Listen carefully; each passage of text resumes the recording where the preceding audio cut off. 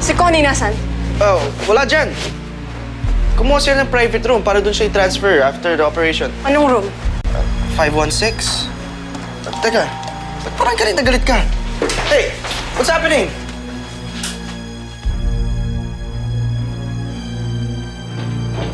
Ayos ka!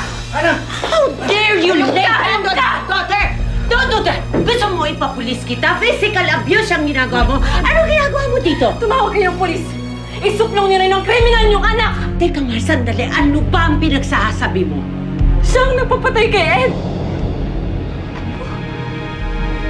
Huwag mo akong pagbitawan. Hindi ko alam sinasabi mo! Huwag ka magmalinis!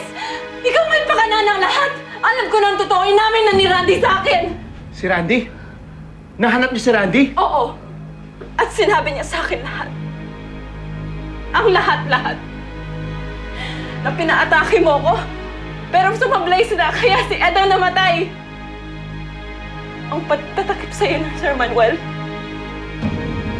Pati ang pagkumbinsi mo kay Randy na maging fall guy. Alam ko na ang lahat! Pwede ba? Umalis ka dito, ha? Hindi ko kailangan ng... Alis ako! Sige, alis ako! Pero hindi dito matatapos ang gulong sinimulan niyo! Mabubuksan ko ulit ang kaso ni Ed at bibigyan ko siya ng katarungan. At sisiguraduhin ko, hindi makakatakas sa batas ang pamilya niyo. Ana!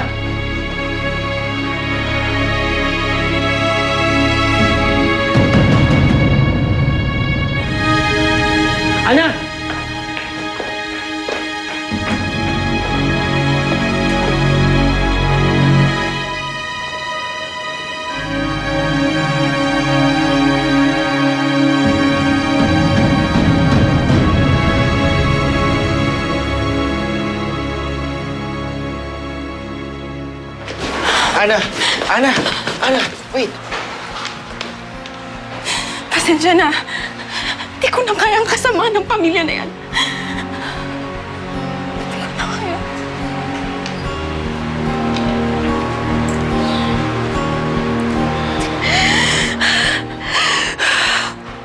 Ana, bakit ka nagsasorry? Tama na sa kanila yun. Wala pa kayo sa kalingkingan ang ginawa nila sa'yo eh.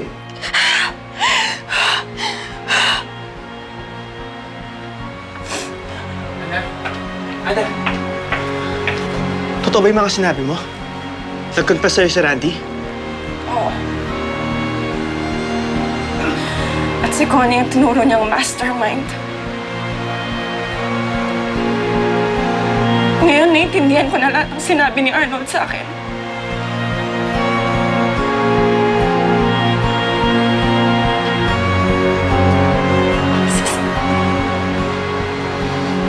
Ang sasama ng pamilya mo! Pinaglaruan nila kami! Pinaikot-ikot nilang batas!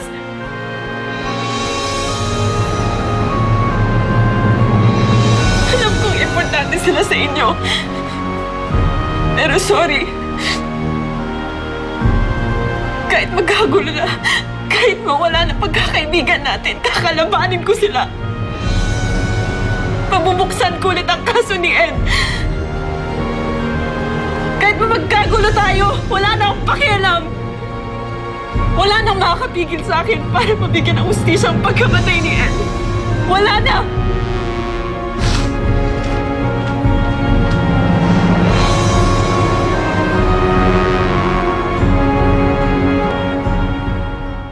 Miss Karuhatan, ano pong atin? At bakit kailangan tayong dalawa lang mag-usap? Sir, may bago ho kaming lead at witness sa pagkamatay ni Ed.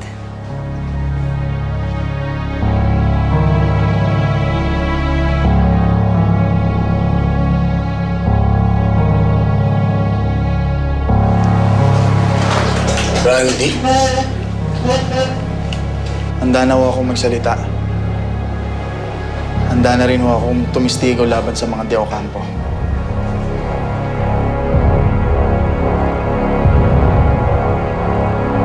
How could you do that, Connie? Dahil lang sa selos, nakalimutan mo na ang tama at mali? Nakukonsensya ka na ba? It's not true! Lahat ng sinabi ni Ana, hindi naman totoo yun eh! Oo nga. Dapat sa kapatid mo ikaw maniwala at hindi sa ibang tao.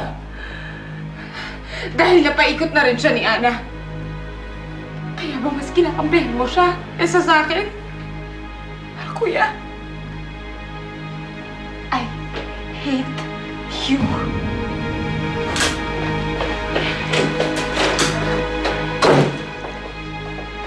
Nakita mo ginawa mo sa kapatid mo? Pinasamba mo lang loob niya. Miguel, hinay-hinay lang. Pag-usapan niyo to ng maayos.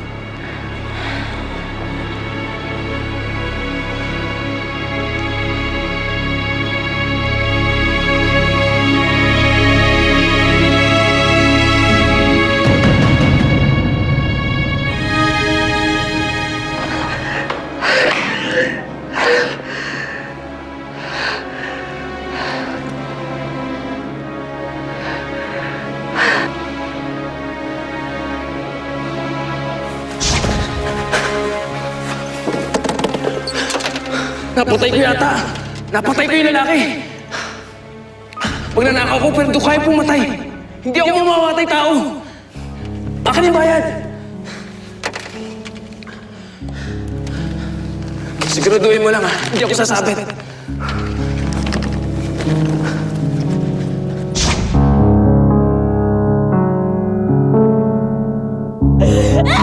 Gumising ka! Gumising ka! Hingi ako ng tulong! Gumising ka! Nakalalaan niyo kami! Tulong!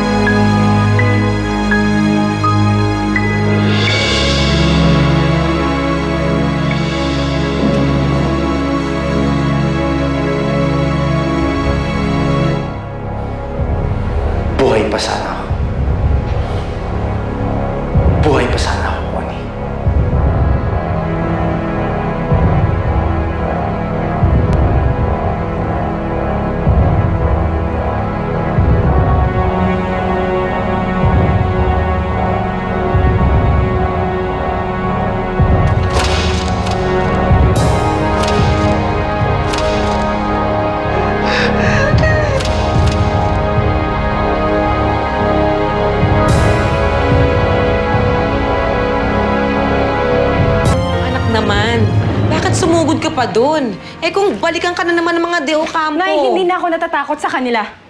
Sa lahat ng ginawa nila sa akin, puro galit na lang nararamdaman ko. Anak, kahit pa. Eh sa'yo na nga mismo nang galing. Marami na silang ginawa. At marami pa silang kayang ipagawa. Na Elvira, huwag po kayong mag-alala. Sinamahan ko si Ana.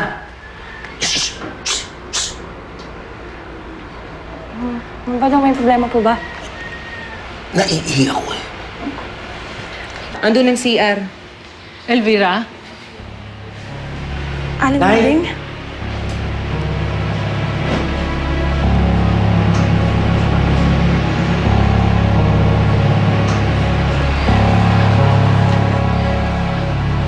Gusto ko lang malaman kung totoo yung sinabi niyo kanina. Nasaan si Randy? Pinuntahan ko siya sa kulungan, wala naman siya doon. Nagkaroon na kami ng kasunduan kay Senior Inspector. Eh kapag nasa presinto kasi siya, madali siyang mahahanap. Eh ngayong magwi-witness na siya, pinagtatago namin siya para sa protection niya. Nasaan siya? Nandito ba siya? Aling Munding, wala po siya dito eh. Kung ganun pala wala naman kayong maihaharap na ebidensya sa akin para patunayan pala yung sinasabi niyo. Nay! Madam, samahan niyo ako!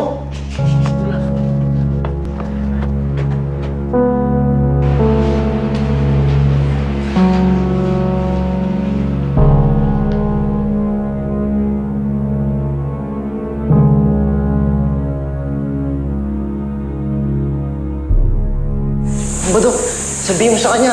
Sandali! Nakakausap mo pa ako. Sandali! Sandali! Mang Badong, sabihin mo na sa Sandali! kanya. Ano? Nakakausap mo pa ako, Mang Badong. Anong ano? Badong, sabihin mo, nakakausap mo pa ako. Sige nga. Nakakausap ko pa ang anak niyo. Huwag mo nga akong isali sa kabaliwan niyo ni Ana. Totoo yun. Nakakausap ko pa rin si Ed. Ayaw lang namin sabihin kay Ana dahil baka mamaya ipasok uli siya sa ospital. Tigilan mo na nga ako, baliw ka! Yung sinusuot niya. Yung singsing na suot niyo. Sa lahat ng regalo ng tatay, yan ang pinakapaborito niya. Sa lahat daw ng regalo na ibinigay sa inyo ng inyong asawa, yan ang pinakapaborito niyo.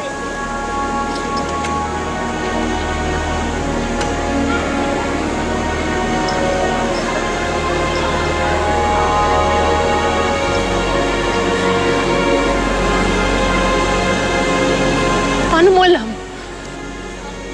Ikaw na, Ed. Mang Badong, makasabi itong bulaklak.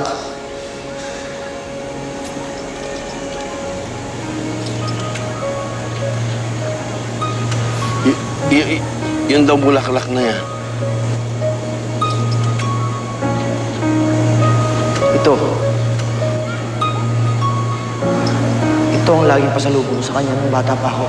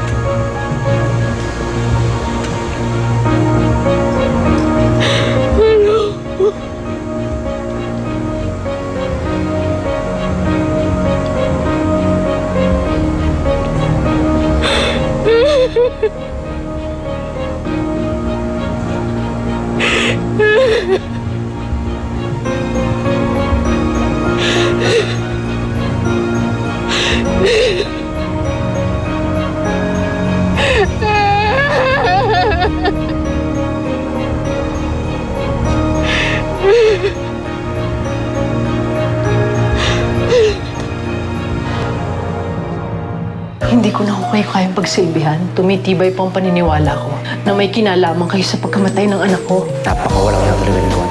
Napakasama niya. Humanda siya sa akin. Sino ka? Bakit mo ako tinatakot? Sino ka? Pagbabayaan mo ang lahat ng krimen na ginawa mo! Multo ako ni Ed. Ayaw niya akong tatanan. Ayaw niya akong tigilan. Bakit ka naman mumultuhin ni Ed? I am responsible for his death.